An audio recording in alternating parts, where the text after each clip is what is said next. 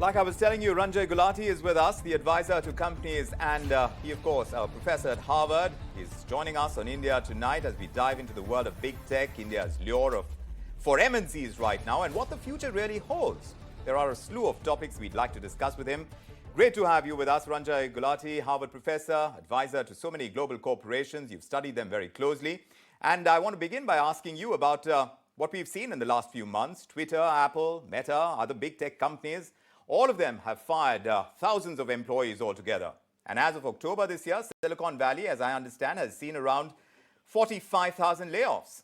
I want to ask you if this is the worst effect of the global economic slowdown just yet, and if it is, then will the impact on the Indian tech industry going ahead be positive or negative overall? Because the jury still seems to be out on that one. So look, as you think about it, you think about big tech. The first problem big tech has is that it's big, and they've got a bigness problem. And if you look at even at Instagram and YouTube, they've been taken to the cleaners by TikTok. So they've been unable to innovate their way out of this. Facebook or Meta is a classic poster child of this. So you first have a bigness problem that in a fast-moving, dynamic environment, they've just not been able to keep up with what's happening around them. So there's a bit of kind of cautionary note over there. Add to that kind of the looming kind of slowdown that is looming behind them, and the fact that they ramped up too quickly. You saw in COVID, the ramp up happening. But I think people also misunderstand a couple of things. When they say big tech is laying off, it's not that they're laying off only engineers. Most of these companies, when they ramped up around service functions, support functions, other activities around scaling. And I think they may have gone a little too far. And I think this is a course correction that you see happening around them. So, and these jobs that are going away, even the engineering jobs are going to small tech. So it's not like people are out of jobs. So there's a bit of a reshuffling from big tech to small tech, a right sizing of support functions. So there's a lot more to the story than just, okay, they laid off 15,000 engineers who have nothing to do now. So it's a more complicated story, but no question that for those who are wondering if we're going to have a recession ahead, this could be a bellwether to what lies ahead. Well, absolutely. Now, there are several stories at play, and it may not be as simple as you point out very clearly, the kind of layoffs that we are seeing. And of course, there is this big shift that's happening.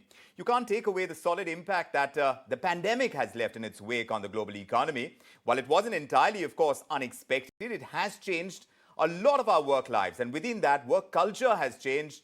Work from home is a big reality. Silent quitting is rising. Relationships between employers and employees are seeing this tectonic shift. Is this, according to you, an evolution that could lead to a completely different work scenario? Or do you see this as a passing phase, perhaps? So, people have talked about the great resignation or the great reshuffle. I think it's more like a great rethink. No question, COVID was a reset moment for a lot of us. And if you think that it's all forgotten and all back to square one again, I think one is being naive about that. I think people are re-examining how they want to live their lives. And they're looking for understanding about how to bring more coherence into their lives. How, if they're going to work, how does work be part of what they do in their lives? I mean, think about the phrase work-life balance. What a horrible phrase. I mean, it implies work is not life. I mean, you can have work-leisure balance, you can have work-family balance, but work-life balance implies that work isn't living. And I think that's a problem. People want to feel they're living at work also.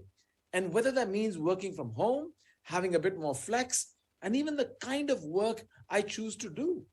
And in a tight labor market where people have choices, check out, or they look for something that really adds more meaning and fulfillment to what they're doing. You've been advising a lot of global organizations. You've studied them closely, organizations like Meta and Microsoft. From an employer's perspective, Ranjay Gulati, how do you see them getting the best of their employees in this challenging environment? So, since you mentioned Microsoft, the CHRO at Microsoft, Kathleen Hogan, likes to say, you don't really work for Microsoft until Microsoft works for you. Okay. Now, what does that really mean? It means that Microsoft's not going to help you achieve your life purpose, but Microsoft's going to help you understand how can you have a more fulfilling work, a job, what you do at work. How do we kind of connect into making that work and life more integrated for you? And I think companies today are more tuned in, especially for millennials who are much more tuned into this idea that I want to work in an organization that resonates with who I am, my values, my own purpose. And if it doesn't, I don't feel I want to be there.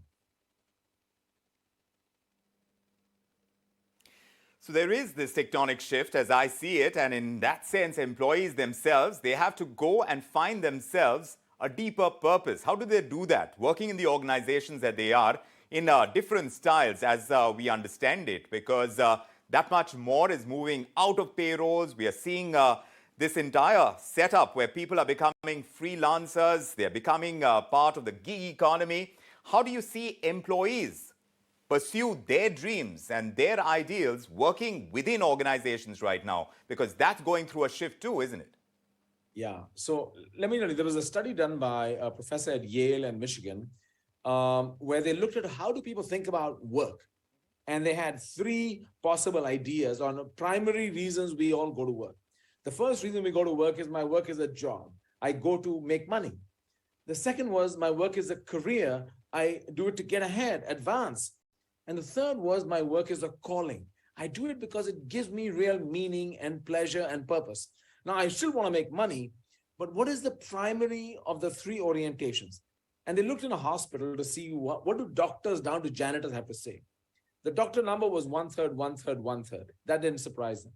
The janitor number came in 1/3, 1/3, 1/3. So they said, who are these janitors who say my work is a calling? And they went and interviewed them and they said, oh, I don't come to clean. I'm here to help people. I get to make a difference. It really means something to me. I'm really excited to come to work. And these people had low absenteeism. They had high customer satisfaction. They were loyal and stayed longer in the jobs, much more productive, and actually felt more fulfilled. And their primary reason for showing up to work was not, I don't come here just to make a living. And I think this was happening spontaneously among hospital janitors. And the question we have to ask is, if they can do it, why can't all of us? And why can't organizations and leaders in organizations create a climate where people feel that they come to work in a way where they feel it's not just a job?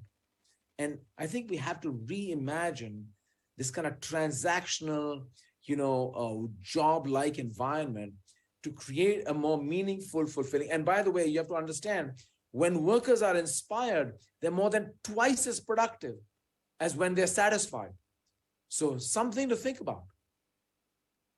Yes. Meanwhile, one wonders whether different organizations in different parts of the world are approaching what you're talking about in terms of employer-employee relations differently. In fact, I want to ask you about India. One of the views that's come in from a report I was reading by Morgan Stanley says that India is going to become the third largest economy in the world, and this by the year 2027.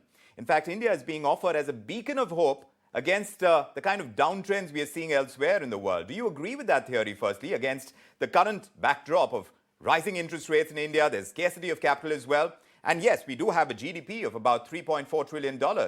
I want to ask you if you think India has what it takes to become a destination for MNCs. Are we doing things sufficiently differently and from the point of view of regenerating what has been the setup so far elsewhere in the world to use our digital infrastructure, the current ease and cost of doing business? Do you think India has all of that to offer to kind of align with the kind of vision that Morgan Stanley has presented in that report?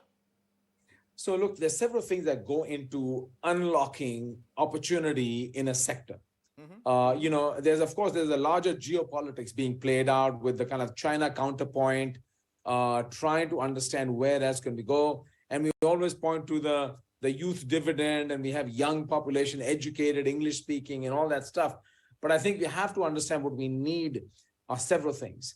You need the right kind of talent pool, and the right kind of talent pool requires universities and educational systems to drive that talent pool, right? You need to have jobs for that talent pool. Do we have the organizations that are willing to invest in that talent, to grow that talent, right? We have to have that in place. We have to have the capital structure that takes risk capital, that is willing to invest in opportunities for growth. And then we need to have the government infrastructure that supports all these agendas. And I think there are several parts of it that all of these have to be in sync, working together. And I think each of these parts is moving at different speeds. And I think we have to understand, are we grooming the right kind of talent at the right kind of speed? Do we have the jobs to absorb that talent? Do we have the infrastructure to create a work environment for that talent? And do we have the capital structure to really invest in the businesses that grow that talent? And I feel that they're a little bit off sync right now. And if we're going to really achieve that fullest potential that India has to offer, I think they have to work together. And I feel that that's the hard part right now. We have to figure out how are all these moving. And sometimes it means getting everyone on the same table, sitting down and talking about it. Like, what is our strategy for growing in certain pockets of sectors? Of the kind of shifts that we need to make, do you see them happening in government policies in India that could further lend the kind of credibility that India needs to offer stable growth for business in general, especially equity markets, because you do need both the stories of business growth and the growth in equity markets to align, don't you? Yeah, and I think, clearly there's a recognition, at least from what I can understand, in the government that this is an issue we need to tackle. Mm-hmm. And this is our moment. And the question is, do we have the wherewithal, the stomach, to really make those decisions and to really follow through on those decisions or those promises that we will deliver on that? And I think that is going to be where this is going to play out. But I think we're uniquely poised to really seize this moment. And I think this can be a real, inflection moment for tremendous growth, or it can be really another missed opportunity that we really didn't get it. We dip into the opportunity or not is something that we are tracking very closely. That's what we do over here. Thank you so much for joining us with your perspective. Such a pleasure getting your views here on India Tonight on ET Now. Ranjay Gulati, many thanks. My pleasure. Thank you for having me here today.